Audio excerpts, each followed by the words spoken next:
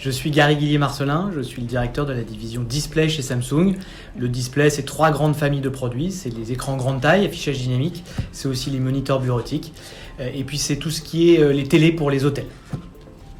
D'accord. Donc le marché de l'affichage dynamique sur LFD progresse en France. Suivant le recul de vos ventes, quels sont les secteurs d'activité les plus concernés par ce support de communication ?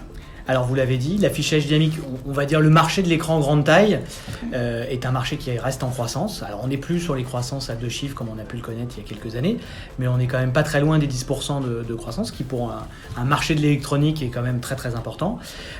C'est évidemment boosté par le premier marché qui est le retail, donc l'équipement magasin pour faire de l'affichage dynamique traditionnel, enfin qui est devenu traditionnel maintenant.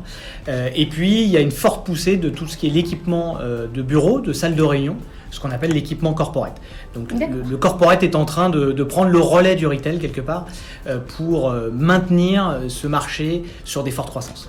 Ok, merci. Et pour vous, quel est l'impact actuel et à venir de l'intégration de l'intelligence player dans les écrans ? Alors, ce que chez nous on appelle le SoC, le System on Chips, que l'on a sorti pour la première fois en 2013, donc il y a maintenant 6 ans d'expérience, évidemment et plus particulièrement dédié au marché retail, là, où on va pouvoir simplifier l'installation mais aussi l'usage de tous les jours pour le magasin, qui va avoir directement son intelligence embarquée, le software de notre partenaire aussi à l'intérieur, donc une solution packagée complète pour le client avec une gestion de ce parc à distance beaucoup plus simple que ce qu'on a pu connaître avec des players. Et c'est évidemment quelque chose qui pousse énormément chez nous. Ça représente aujourd'hui 1/3 des installations qui se font sur System on Chip et ça progresse très très vite. Ok. Alors malgré leurs avantages de simplicité et de robustesse, les solutions d'écran intelligents ou basées sur des media players propriétaires sont régulièrement challengées par des solutions logicielles de diffusion multimédia sur PC Windows. Pensez-vous que les parts de marché de cette approche PC diminueront au profit de solutions tout intégrées dans les écrans? Alors c'est déjà le cas, comme je vous le disais juste avant, nos ventes sont maintenant à peu près d'1/3 sur des gros déploiements. Il faut rajouter à ça le run rate business, mais sur des gros déploiements, on est déjà à plus d'1/3. Évidemment pour des raisons de coût, principalement, mais également maintenant on atteint une robustesse des produits qui est l'équivalent des players. Des questions de coût parce qu'au niveau de l'installation et puis au niveau aussi de l'achat d'un player, c'est beaucoup moins cher pour le client. Donc oui, on sent déjà une tendance à l'augmentation des parts de marché de ces solutions-là, de plus en plus, et à une baisse de l'installation en player, bien évidemment. D'accord. Et comment voyez-vous l'évolution du marché de l'affichage dynamique dans les prochains mois ou années ? Alors c'est une bonne question. On la voit d'abord sur une typologie d'écran un peu différente, puisque là on voit fleurir un peu partout les écrans LED, qui ne sont plus dédiés uniquement à l'outdoor, à l'affichage grande taille, à l'extérieur, comme à Times Square par exemple, mais là on se retrouve soit en vitrine, soit à l'intérieur des magasins, des entreprises. On retrouve beaucoup ces écrans qui ont tendance à remplacer tout ce qui est mur d'image, avec eux aussi de l'intelligence embarquée, qui peuvent être pilotés de la même façon qu'un écran normal. Donc ça, c'est vraiment une grosse tendance de l'affichage dynamique.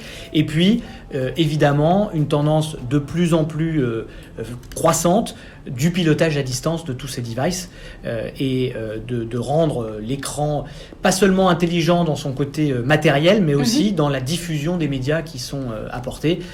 Les clients commencent à comprendre qu'il faut diversifier sa communication. D'accord. Ok. Et quelles sont les grandes tendances à venir sur les prochains écrans LFD intelligents ? Les écrans LED bénéficieront-ils aussi d'intelligence ? Alors, il y a plusieurs choses. Il y a la continuité de ce qui existe déjà, donc la continuité à la fois de notre player embarqué, le SoC, et du logiciel de base qui est le Tizen, que l'on fait évoluer évidemment à la fois pour répondre à la demande de fabrication d'images. On est passé à des players UHD, on va passer à des players 8K. Donc tout ça, c'est l'évolution, on va dire traditionnelle et logique par rapport aux besoins des clients.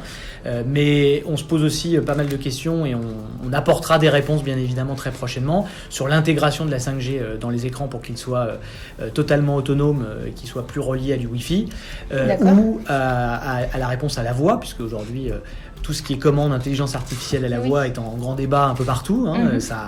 Ça rentre dans nos maisons et ça va rentrer demain dans l'équipement du magasin, bien sûr.